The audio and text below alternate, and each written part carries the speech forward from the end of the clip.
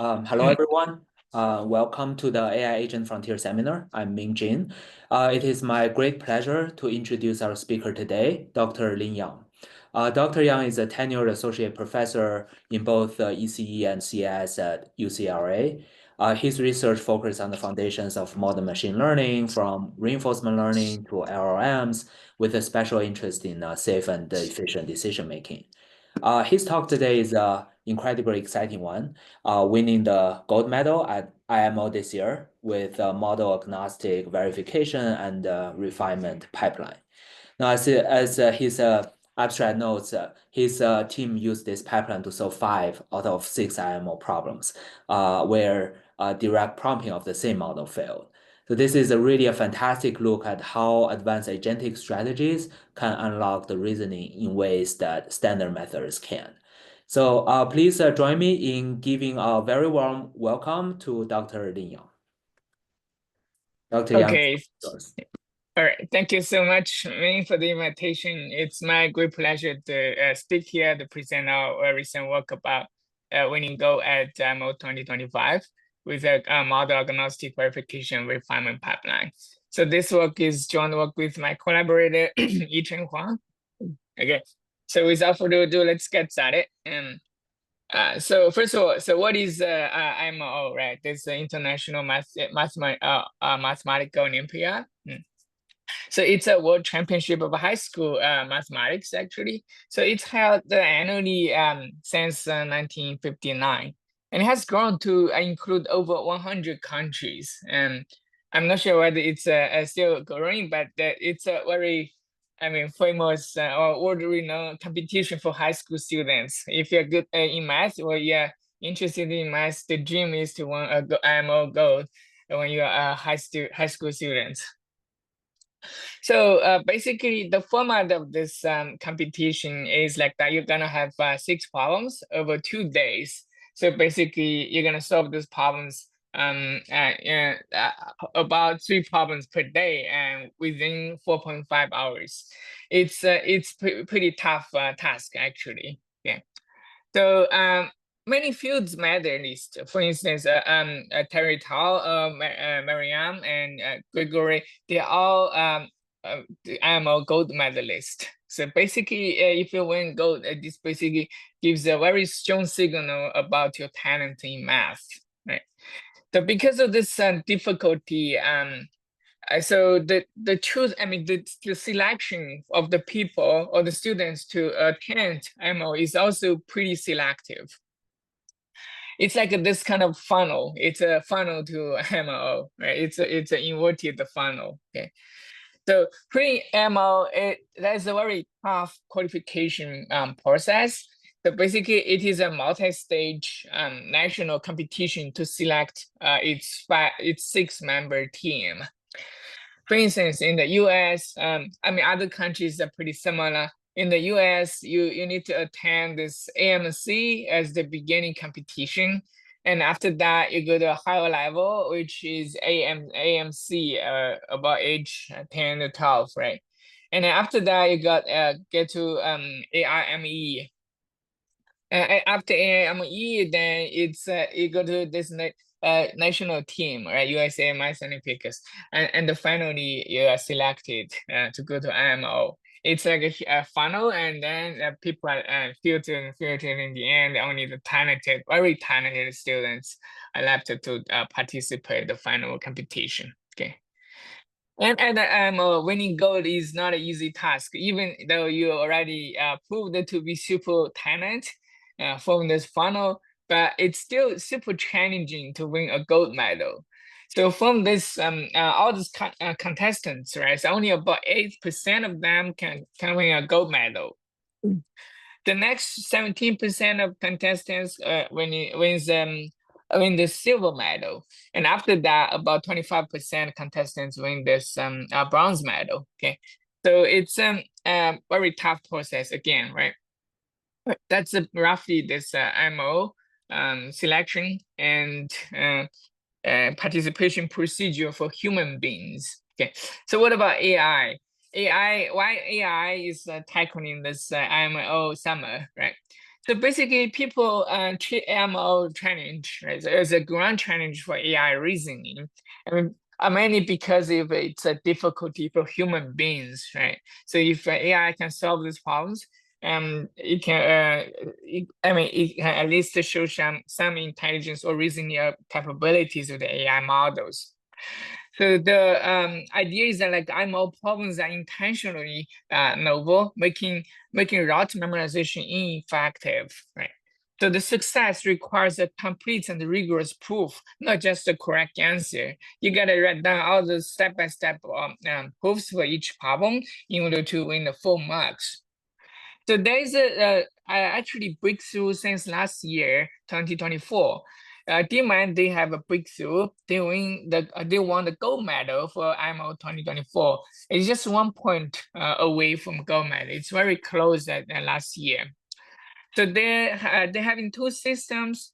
One system is called alpha geometry. This alpha geometry is is designed to solve only the geometry problems, right? And then they have another system called alpha proof.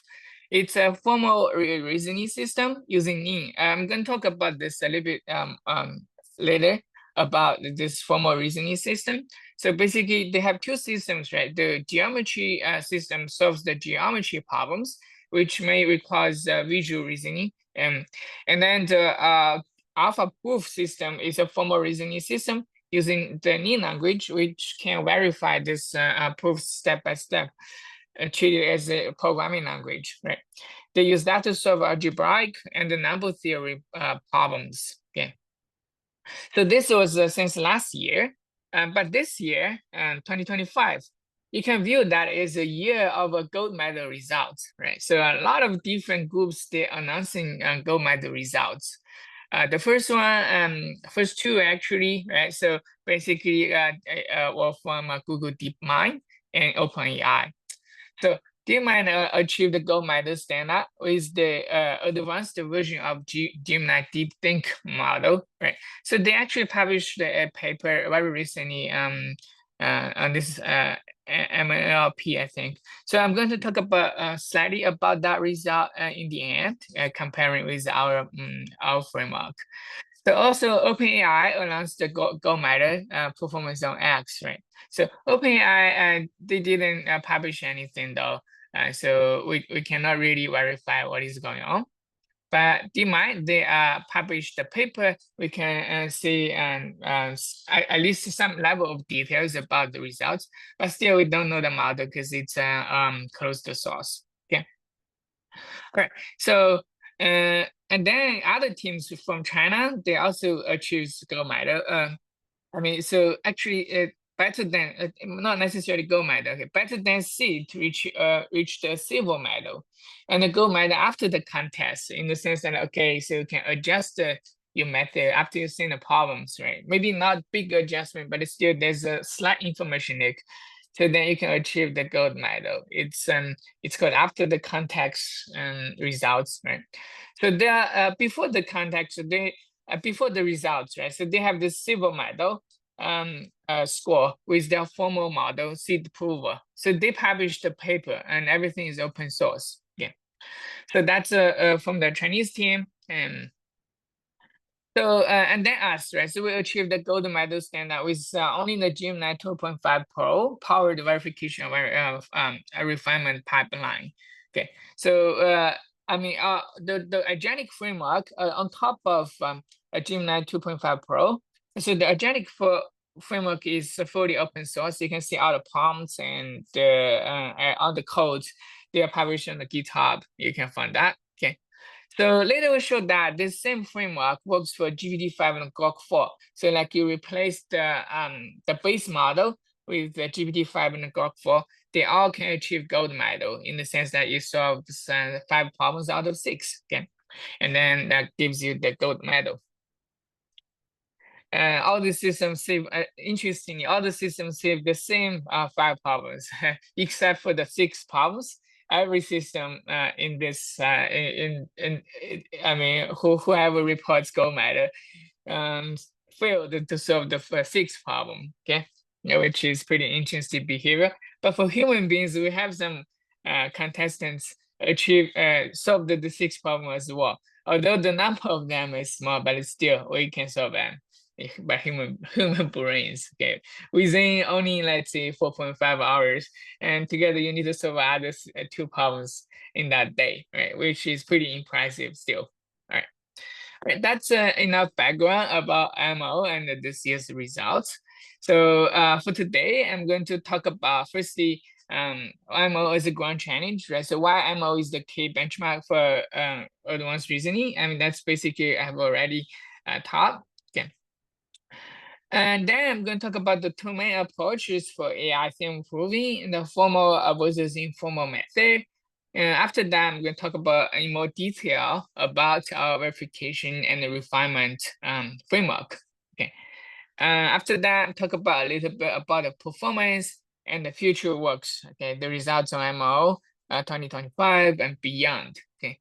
In the end, I'm going to give you as a brief conclusion.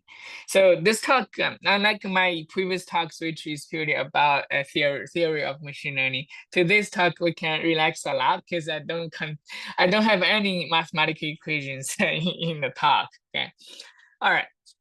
So let's get started on this nutshell. Okay, so the formal versus informal reasoning approaches to AI theorem proving. Feel free to interrupt me if you have any questions. All right. So that basically we can understand that 2 paths to mathematical proof. Okay. So the first proof is called formal method. So what does that mean? Right. So the formal method is basically we can translate the problem into a specialized language. So you give me a mathematical problem, it's written on the paper, right? So we or using LaTeX. So this is the informal description of the poem. So we gotta translate that to the specialized language. For instance, Ning. Ning is a programming language specially designed to prove mathematical theorems. So every theorem can be represented by a sequence or a set of Ning rules. So you can then directly verify, including the solution, right? So if it is, you can then directly verify the solutions using the Ning compiler, okay? The AI generates a solution for this formal method, right? So the AI generates a solution as a code, like a Ning code, right? Which is then compiled and verified. So the verification process in this setting, it's trivially verifiable, right? So if it's correct, then it's correct. If it's incorrect, then the compiler will directly gives you the error message, right? So in that case, you don't need to worry about the correctness if you choose this formal method. Okay, but we're gonna see the other issues if you do this in a moment. Okay, so the second path is the informal method. So that is our approach. Okay. So basically, we're gonna work directly in natural language, like human beings, right? So we're gonna read the problems in English or any other language that you like, right? Human language. And then AI generates a solution as a human readable step-by-step argument, right? So so this is very similar to how human beings tackle those problems, right? So you read these problems using a natural language, and then you write down the solution also using natural language. Okay, so that's the second path, right? So of course, right? So you can also let's say hybrid this formal and natural language approaches, right? So for instance, in the last year, right? So this alpha proof approach, it's a pure formal approach, right? So of course, the pros is that it guarantees correctness. If the code compiles, the proof is sound. Otherwise, it's not, right? But of course, if you do so, there will be issues.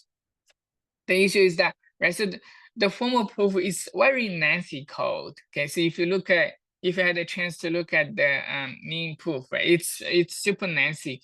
So it's not going to be intuitive for most mathematicians, especially for the last year, 2024. I still remember when I saw the results of some problems. It's presented in the Ning code and eventually converted to natural language. And it's like takes several pages to prove a single problem, which is too lengthy for instance, for the contestants during the 4.5 hours, right? All right, so that's the formal approach, and it's cons and pros, right?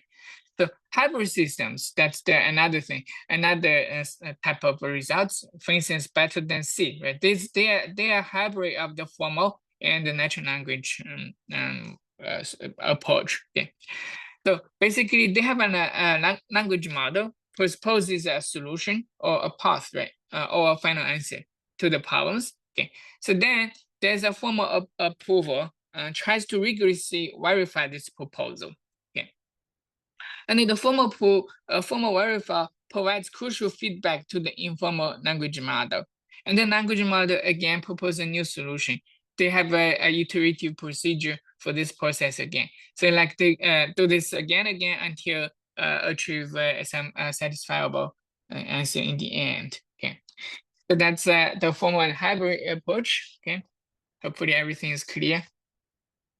All right, so this is the pros and the cons for that, right? So like for hybrid systems, you can slightly resolve these cons of the pure formal approach because you still have a language model to convert the solutions to be a natural language, so it can still be intuitive, right? But again, if you look at a better dense paper, the issue is that their system consumes a lot of computation power. It might be because that the language model need to propose the solution that passes the verifier, which is of course a difficult task, right? So then they need the I mean, of course, the verifier itself, right? So the formal verifier itself takes a lot of time to verify. So altogether takes a long time to solve in even a single problem. So what it means is that basically in this academia environment like us, in universities, it's very difficult to reproduce the same result. Okay, so that's formal and hybrid approach. Okay, so the informal approach, like our approach or Gemini DeepThink, OpenAI models, they directly work on the language version, natural language version of these problems, right? So we don't work on the formal part. Okay. So of course there are pros and cons as well. The pros is that it's human readable and no translation needed, right? So you can directly read the answers output by the system. Okay. It's ideal for human AI collaboration, and it can generate intuitive explanations, right? So nowadays, especially for the theoretical researchers, right? So we always use, for instance, for me, I use GPT-5 to produce proofs for the theorems that I wanted to prove. Sometimes it's even better than some of my graduate students. All right, so that's the pros. Okay. But of course, there is the central challenge for this approach is that how can we be confident on the correctness of the proof? For us, right, for this IMO results we obtain, all these IMO solutions, right, the solutions to the problems, we have to verify that line by line.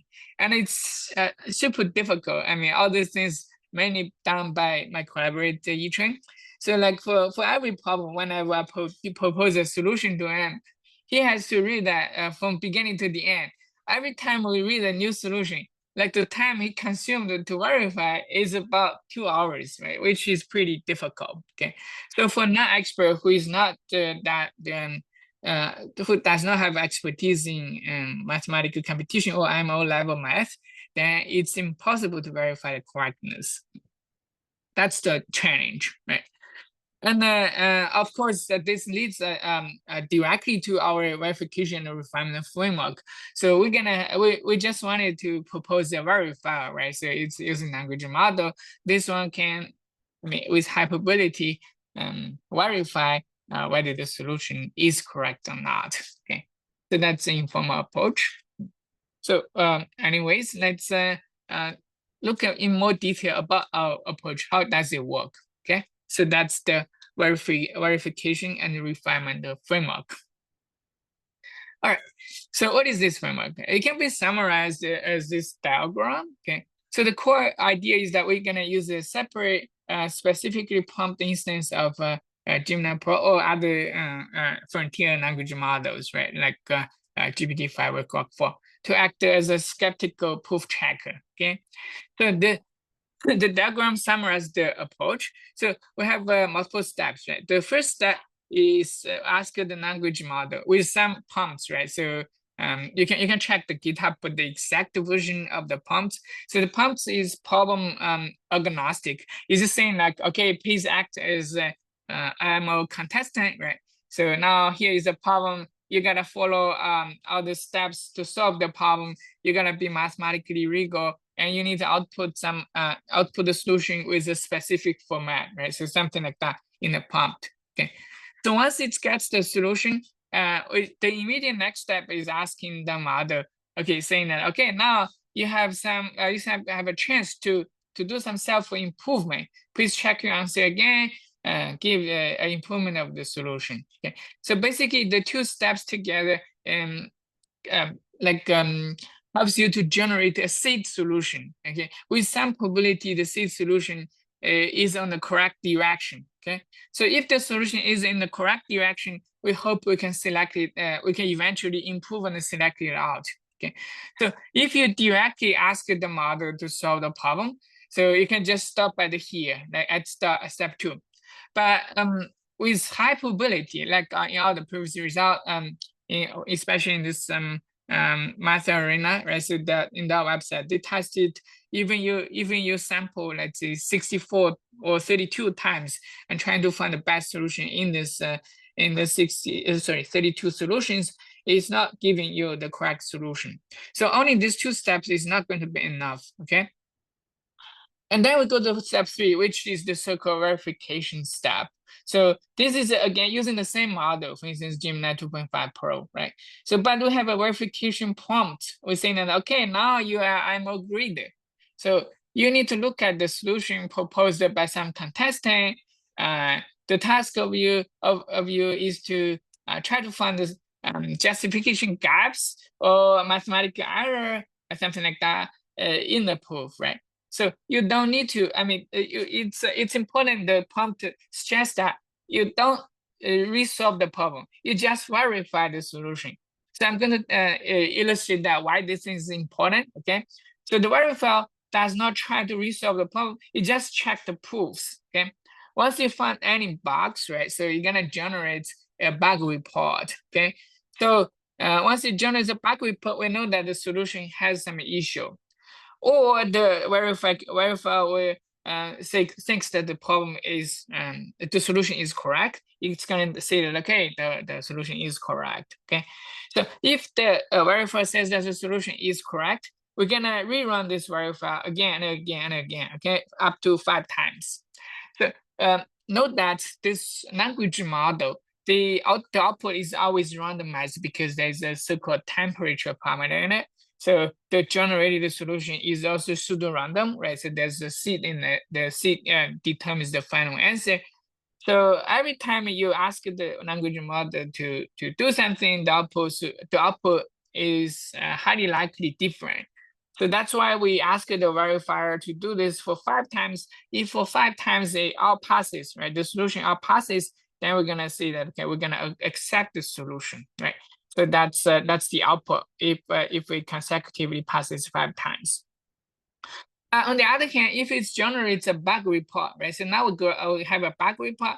So we're gonna attach the bug report together with the previous solution and send that to the solver. The solver is a specific, like the initial prompt saying that now you are contesting, right? So now we have the bug report saying that, okay, this is your previous solution. Someone says that your solution has issues, and now you need to correct this solution based on this bug report. Just add those things in the prompt together with the bug report and the previous solution, and send it back to the language model and ask it to give a new solution. Then we do this loop again and again, okay? But if it fail in the like if it outputs bug report again for about 10 steps, right? So we're gonna see, okay, I'm going to stop because I cannot make the solution correct.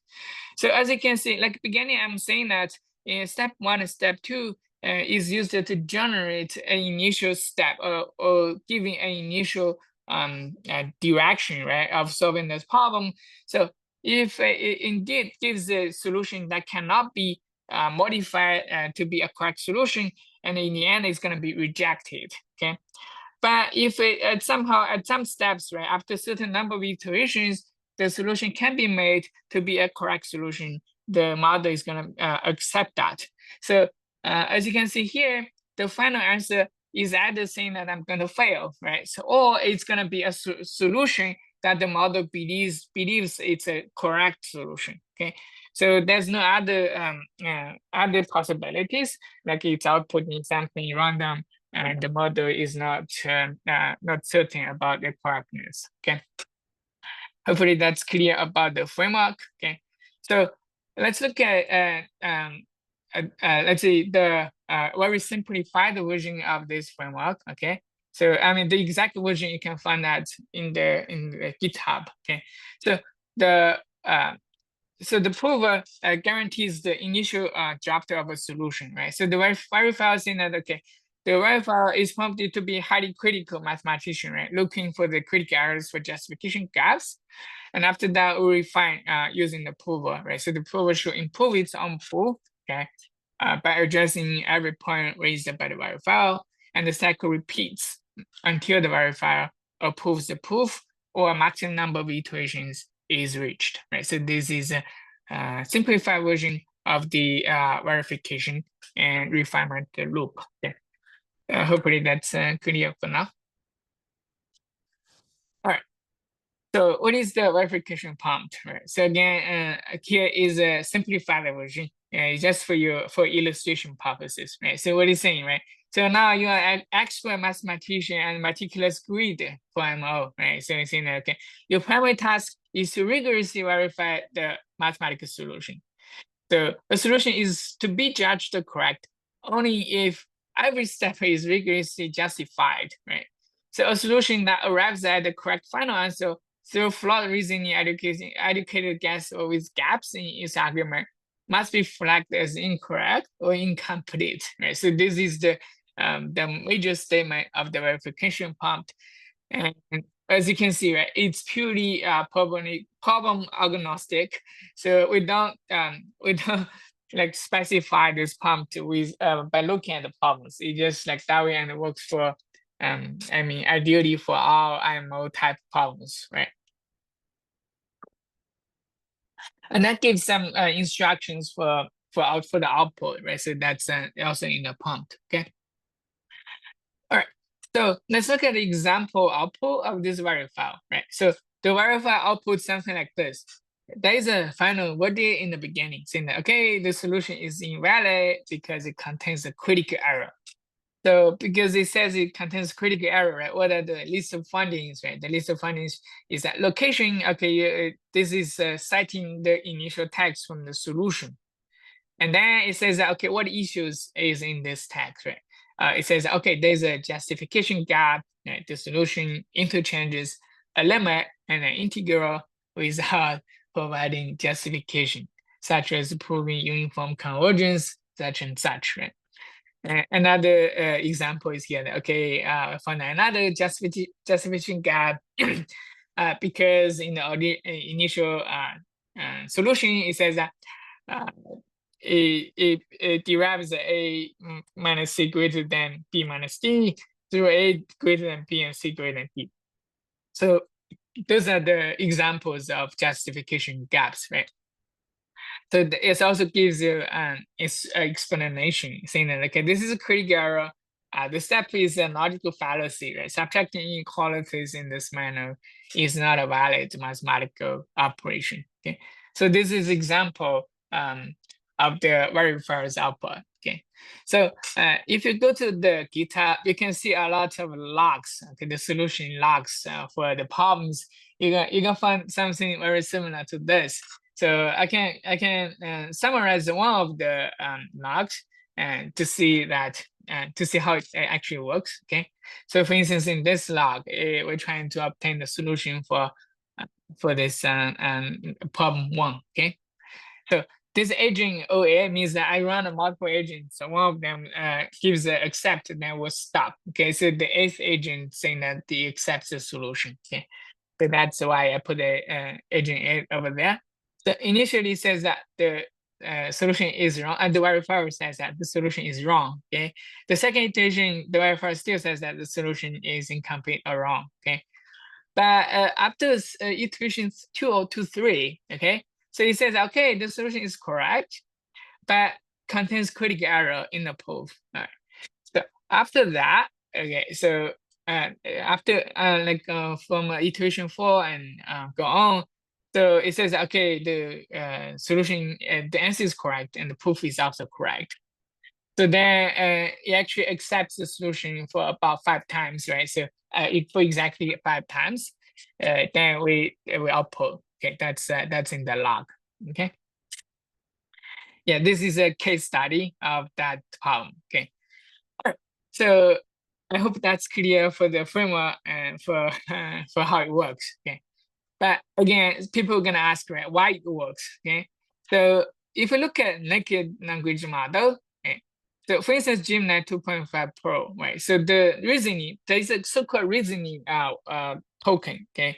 So its maximum, it has a cap. It's 32,000 of tokens for the reasoning. So my understanding of that is that there's you can understand like the scratch space, right? So all the reasoning are done using this window, and you do some reasoning and you propose something, and you output the thing in the reasoning window. Then you attach to the original thing and go back to the transformer to output another thing, right? So you have a reasoning window that can be understood as the short memory system, right? Short memory system of the language model. But the window is limited, okay? So because it's limited the length, right? So the language model cannot perform extensive search. You can, like, say, let me give you a simple example, right? You can ask the language model to search for all the possible methods for IMO, right? So we know that there's only finite number of methods for IMO, because it's for high school students. High school student only knows the limited number of mathematical tricks, right? So if you do so, you can actually, if you use the AI Studio to do so, right? So you can look at the output. There's a streaming of the thinking process. At some point, the reasoning token, once it's close to reaching the maximum, it's gonna output some rubbish solution afterwards. Okay, so if you ask the language model to try to search all the possible approaches, it's never going to work to find the correct solution. Okay, so that's based on this observation, we can roughly understand that the limited reasoning window is a major reason for why you cannot ask it to exhaustive search for the solutions, right? Of course, there are other problems. For instance, there's a so-called context rot problems, right? So the context becomes too long, and the attention mechanism is not good at attending to the correct tokens, right? That might be another issue. Okay. Another problem is this error compounding issues, right? For instance, the models are always proposing some solutions that's almost random, always randomized. Okay, so if there's a slight error in each step, so for this long-term decision-making process, the small error will compound to be a huge error, and in the end, it gives you an incorrect solution. Okay. But why this agentic framework can work? Okay, so first of all, we have this solver and verifier. We split them, right? So we ask them only to do their own task, right? The solver initially proposed some candidate solution, and then it tries to improve only on this candidate solution, right? Not going to other directions, because it will use the reasoning token very soon, right? Use up the reasoning tokens very soon. And for the verifier only verifies the solution. It does not use too much reasoning tokens. If you have a solution there already, you just check step by step. Okay. So this splitting of solver and verifier separates the reasoning token usage and gives it more ability, right? So for solving this problem, okay. And the second understanding is that the verify amplifies the correct probability because you can verify multiple times, and if there's an error, you can reject it. You can think of this as a probability amplification procedure, right? So even though each step has some small error, and because the existence of this verifier, as long as the verifier is strong enough, you can reject the incorrect solution, and the output of correct solution will have higher probability. Okay, so that's a rough understanding of why it works. Of course, it's not a formal mathematical proof, and we don't have any formal mathematical proof of why it works. It's just based on our intuition of why this agentic work can work. Okay. All right. So that's about how it works, right? All right. So now let's look at its performance a little bit more. Okay. So we said that it solves the 5 problems out of 6, right? So for problem 1 to 5, it can be solved robustly. That for each problem, we generate multiple solutions. We never find any false positive. And whenever it says that it's correct, it's always correct. We have to. Of course, we have to verify that manually, step by step. Like I said, my collaborator have to verify each time we output the solution using 2 hours or so time to read through the proof, right? It's a pretty lengthy and very tedious task for him. And of course, for the beginning verification, and it's maybe fun, but to verify this many times, 20 times, it's crazy in the end, okay? But our system failed on the problem 6 in 2 ways. So it might be the case that the verifier correctly rejects every solution the proposed, okay? And the verifier incorrect, or the second possibility is that the verifier incorrectly accepted a flawed solution, okay? Oh, I saw a question in the chat window saying how many max iterations solver took for its correct solution. That solver gets a right solution without verifier help. So for this question, like I said before, right? So the initial steps is asking the language model to propose the initial solution for the initial 2 steps. Like I said, it's seldomly working to give you a solution that's close to 100% correct. It's always containing justification gaps or something like that. So the verifier is critical in this setting to give you the correct solution. So the number of max iterations, so in the code I provide in the GitHub, will have a maximum number of iterations 30. So if it reaches 30 iterations and never find a correct solution, or it's iterating, so it's alternating. Sometimes it says correct and then incorrect. It's looping like this way until 30 iterations, we're gonna reject the solution as well. Otherwise, if it says that incorrect for about 5 iterations, like in the diagram, right, we're gonna reject the solution, okay? So of course, if the solution has been rejected, you just rerun the agent trying to find another initial solution, try to improve it. So the initial 2 steps may determine whether you can eventually get the correct solution or not. Okay. All right. So this is the performance for this MO, right? So we can also look at the testing from a third party. So this is actually from the MO bench from Google. They recently published this paper, right? This MLP, so and the conference. So they compare the results, the closed source result, right? So the DeepThink, Gemini DeepThink, IMO Lite. There are 2 models for achieving the gold medal. Gemini Deep IMO Lite and the Gemini Deep Think, right? DeepThink IMO for IMO Gold. Okay, so I'm not sure how did they train these models, because that's their secret, right? But they compare with our agentic framework. So this is the blue thing. So we are ranking the 3rd, but we can still achieve IMO Gold, right? So if you do that naively with the Gemini Pro, right? So this is the orange thing here. So you see that the performance is either here or here. You cannot achieve gold medal. Okay, so that's from the paper. You can definitely look at the papers. Okay. Right, so that's from the third-party result. Okay, so some other people also tested the framework on another benchmark called the IMC. Okay, so IMC is called International Mathematics Competition for University Students. Okay, so this set of competition, it's annual competition since 1994. So the purpose requires deeper knowledge in mathematics. So of course, many participants are IMO medalists. Okay, so but it's for undergrad students, so it requires a deeper mathematical knowledge on problems, right? So you need to be more knowledgeable, but maybe the reasoning and the testing of reasoning capability is less, right? So these are the results, right? So basically, there's a Gemini Pro agent. Okay, so that's our results, right? So basically that's our result. So they test the accuracy. So we achieve the best actually. Okay. So they also have a like private access to the IMO DeepThink model. So the DeepThink is achieved less score than us, which is pretty interesting. Like the IMO bench they published, right? So they're always better than our results. But on this MC, our agent framework, agentic framework is actually the best.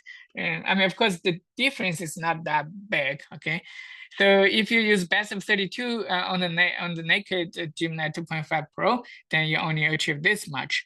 And then the cost for us is like less than $100. For them, it's greater than $100. Okay, so another question from Xiaofan.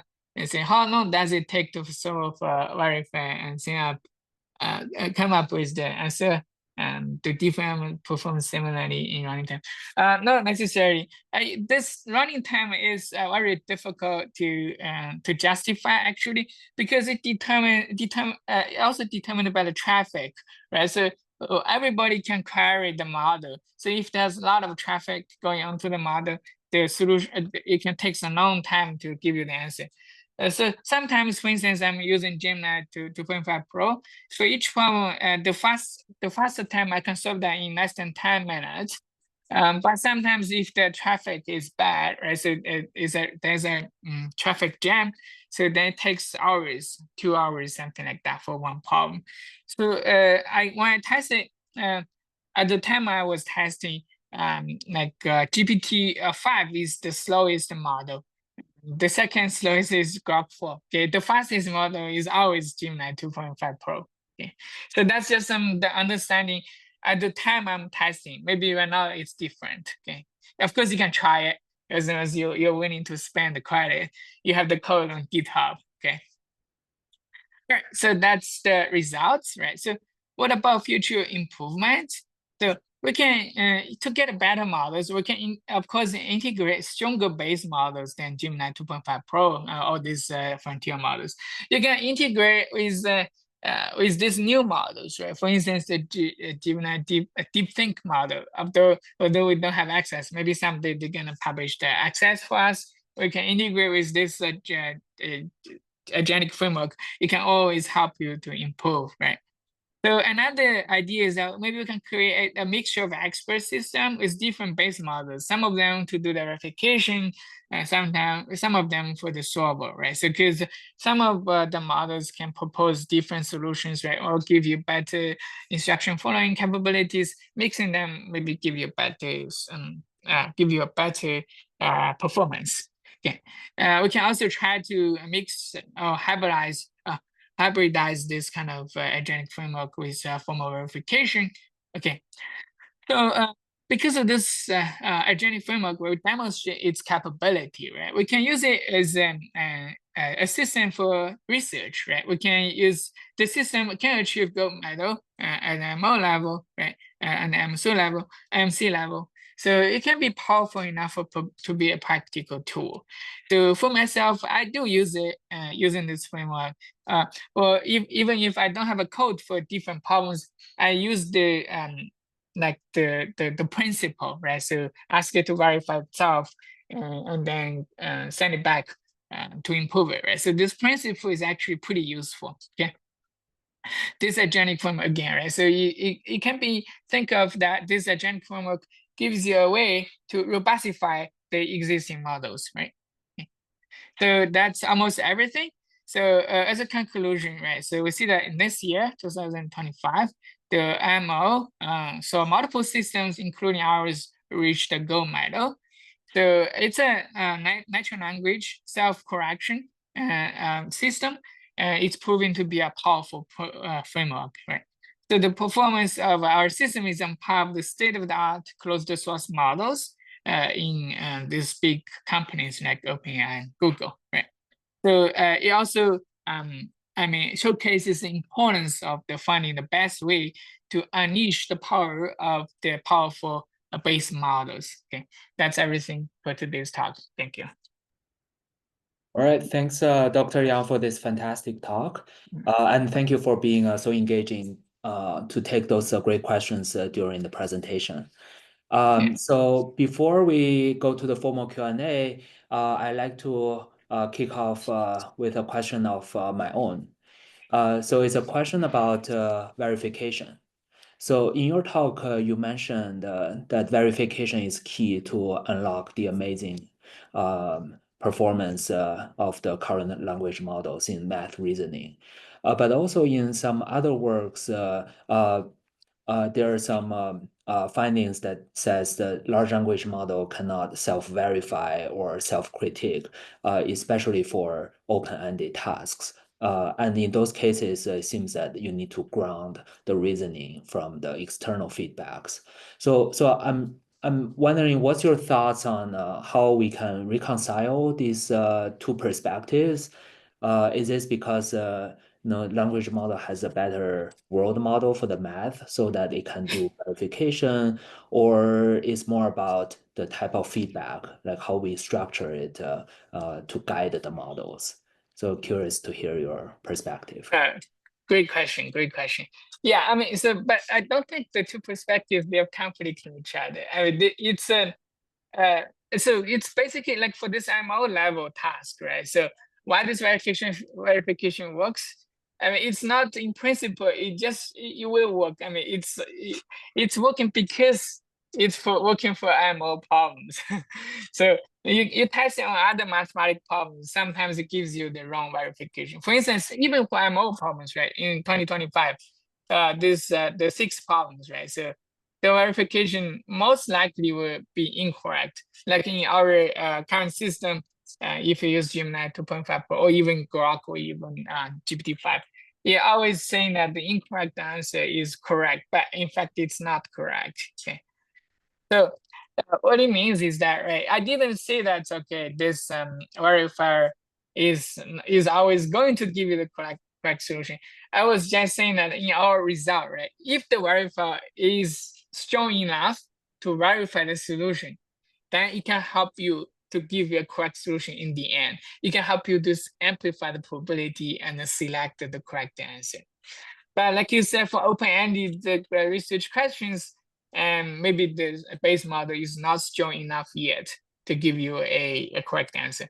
And then that's why these formal systems, right, they're using a different type of verification for the mathematical problems. That's the mean prover, right?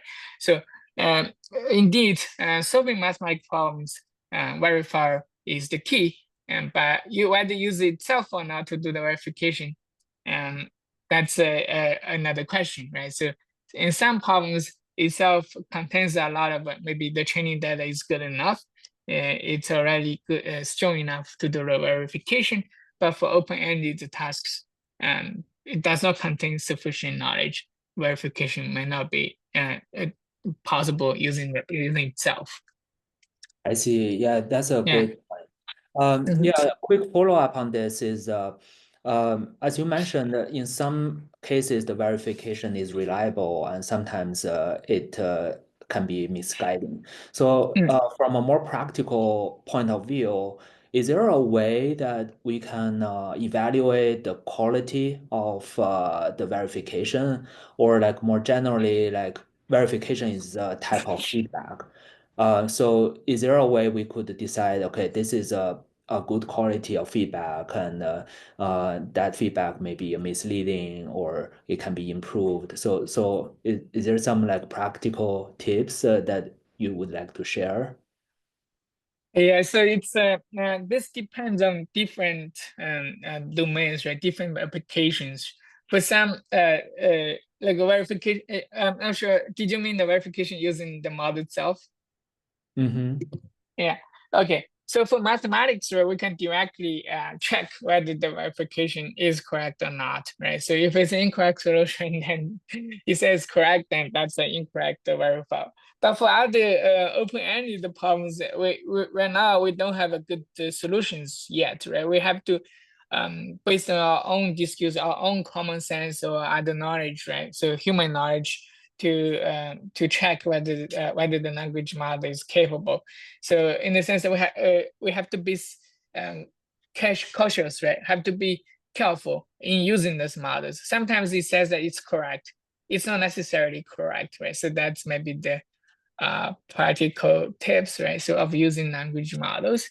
So we have to use different source of knowledge to verify that.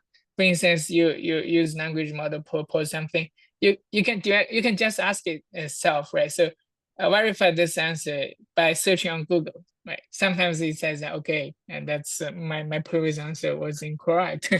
Yeah. So there's a third party source of knowledge can give you a maybe a stronger verifier. Yeah, interesting. Yeah, thank you for sharing the perspective. Yeah, Okay. thanks for the question. Great. So now let's open this up for our audience. So if you have any questions, please feel free to use the raise hand button to directly ask. Or if you put in the chat, I can also read it for you. I do see a question in the chat window. Okay. Yeah, it says that from Jay, right? It says that you mentioned that when the model exhausts their reasoning tokens, it gives rubbish answer. Would you say that if the model has access to unlimited token, then its accuracy can reach 100%? If yes, the model's knowledge is not the issue, it's the compare. So I also mentioned that, right? So I mean, this is a good point, first of all. So let's imagine that you have an infinite reasoning budget. So will it give you 100% solution? My understanding that is that it's not going to give you 100% solution because there's another problem. It's called context rot problem. So in the sense that the underlying model of language model is the transformer models, right? It's based on this attention mechanism. So you have to attend your current token to the previous tokens. So if the context is too long, the attention mechanism might not be uh, like strong enough or accurate enough to attend to the correct token if you have a very, very long context. Right? So that's the so-called context rot problem. So you can Google that context rot problem. So I see some very nice blog post from some startup companies. They just say that you just test the frontier models like this cloud and other models. So even though they claim that they have a very long context window, you give a strong context to it for the same problem, when the context become longer, the accuracy drastically decays. So not even if you have an infinite token window, it's not necessarily will be better. Yeah, that's the second problem.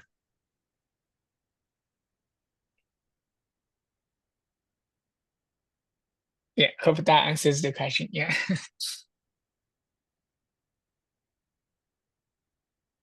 Okay, great. So for the other members in the audience, so please feel free to ask your questions either by raising your hand or directly put in the chat.